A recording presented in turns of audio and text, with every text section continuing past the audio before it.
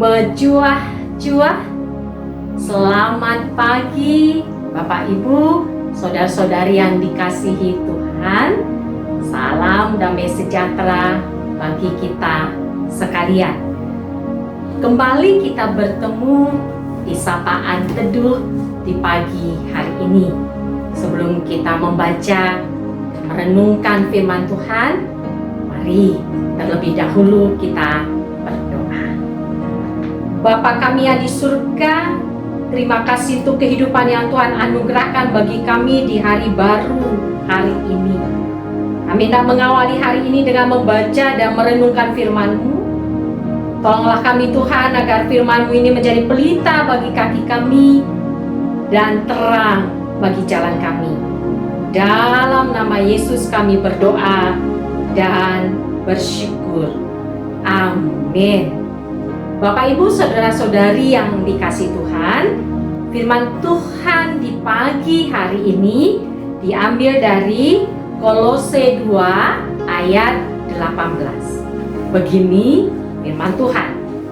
Janganlah kamu biarkan kemenanganmu digagalkan oleh orang yang pura-pura merendahkan diri dan beribadah kepada malaikat, serta berkanjang pada penglihatan-penglihatan dan tanpa alasan membesar-besarkan diri oleh pikirannya yang duniawi. Dalam Alkitab terjemahan bahasa Indonesia masa kini begini dituliskan.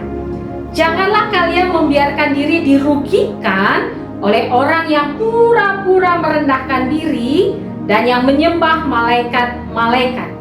Orang itu sombong dengan pikiran-pikirannya yang duniawi dan membangga-banggakan penglihatan-penglihatan yang khusus.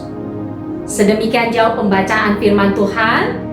Yang berbahagia adalah kita yang mendengarkannya dan merenungkannya setiap hari dalam kehidupan kita. Bapak Ibu saudari yang dikasihi Tuhan, bagaimana menurut kita bila dalam sebuah pertandingan, misalnya pertandingan lari, kemenangan yang sudah diperoleh didiskualifikasi atau digagalkan oleh pihak-pihak yang merasa memiliki wewenang untuk itu, hanya karena si pemenang tersebut tidak menggunakan sepatu lari yang diwajibkan oleh pihak penyelenggara. Tentu saja aturan tersebut sesuatu yang tidak relevan dan tidak benar. Harus dikoreksi atau diluruskan. Nah, Rasul Paulus mengingatkan jemaat di Kolose agar jangan sampai kemenangan yang telah mereka peroleh digagalkan atau didiskualifikasi oleh aturan-aturan yang tidak lagi relevan atau oleh orang-orang yang mengandalkan pikiran-pikiran duniawinya. Bapak Ibu saudari yang dikasihi Tuhan, kemenangan di sini maksudnya adalah keselamatan yang telah diperoleh orang-orang Kristen melalui pengampunan dosa yang dianugerahkan Allah melalui tubuh jasmani Kristus oleh kematiannya di kayu salib. Dan dengan pengampunan dosa tersebut, Allah menempatkan umatnya menjadi kudus dan tak bercela dan tak bercacat di hadapannya. Kolose 1 ayat 22. Oleh karena itu, janganlah sampai kemenangan yang sudah diperoleh didiskualifikasi atau digagalkan oleh satu, aturan-aturan mengenai makanan dan minuman atau aturan hari raya. Ayat 16. Orang-orang yang masih berpegang teguh pada aturan-aturan tersebut menghakimi dan mencela orang-orang Kristen yang tidak lagi mengikuti tata cara mereka. Rasul Paulus mengingatkan agar orang Kristen mengabaikan saja segala celaan tersebut. Tetap bertekun dalam iman kepada Kristus, tetap teguh dan tidak bergoncang, dan jangan mau digeser dari pengharapan Injil yang telah diterima. Kolose 1 ayat 23. Hidup di dalam Kristus, berakar di dalam Kristus, dan dibangun di atas Kristus. Bertambah teguh di dalam iman yang telah diajarkan, dan hendaklah hatinya melimpah dengan syukur. Kolose 2 ayat 6-7. Yang kedua, dari orang-orang yang pura-pura merendahkan diri, tetapi sesungguhnya menyombongkan diri dengan pikiran-pikirannya yang duniawi dan membangga-banggakan penglihatan-penglihatan yang khusus, sehingga tidak lagi berpegang pada Kristus yang menjadi kepala. Di ayat 18 lanjut ke ayat 19a. Sehingga tidak lagi berpegang pada Kristus yang menjadi kepala. Janganlah sampai kemenangan yang sudah diperoleh oleh orang Kristen didiskualifikasi atau digagalkan karena orang Kristen mengikuti sikap hidup orang-orang yang menyombongkan diri dan tidak lagi berpegang kepada Kristus. Ingatlah, kita diselamatkan oleh iman karena kasih karunia Allah dalam Kristus.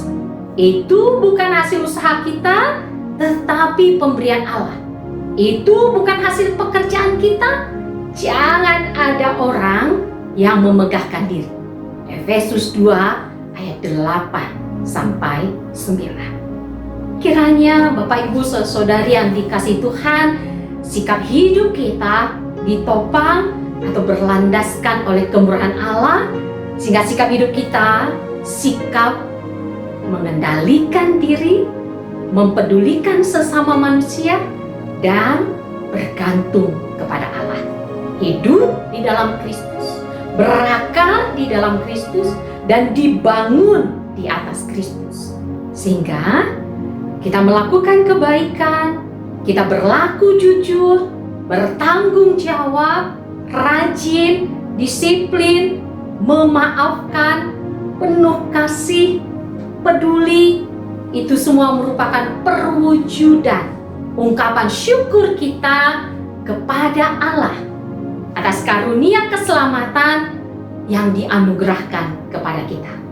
Dengan demikian, ada yang melihat atau tidak, diapresiasi atau dicuekin, dihargai atau dikhianati, kita tetap berusaha berlaku baik dan benar, bertanggung jawab, jujur, penuh kasih, dan memaafkan. Kiranya Roh Kudus memampukan kita sehingga melalui kita mengalir kasih Allah dan nama Tuhan dimuliakan. Amin. Mari kita berdoa. Terima kasih Tuhan untuk firman-Mu yang telah kami terima. Tolong kami Tuhan menjadi pelaku-pelaku firman untuk hormat dan kemuliaan Tuhan. Bapa di surga, pada saat ini kami juga berdoa untuk anak-anak kami, baik yang masih kecil maupun yang sudah dewasa, baik yang masih sekolah maupun yang telah bekerja. Tolonglah para orang tua ya Tuhan, sehingga orang tua menjadi teladan bagi anak-anak mereka. Melalui orang tua, anak-anak mengenal siapa juru selamatnya dan merasakan kasih Tuhan dan mengetahui mana yang berkenan bagi Tuhan, mana yang tidak, mana yang baik, mana yang jahat. Sehingga anak-anak kami berlaku jujur, tekun, bertanggung jawab atas pendidikannya dan pekerjaannya serta kehidupannya.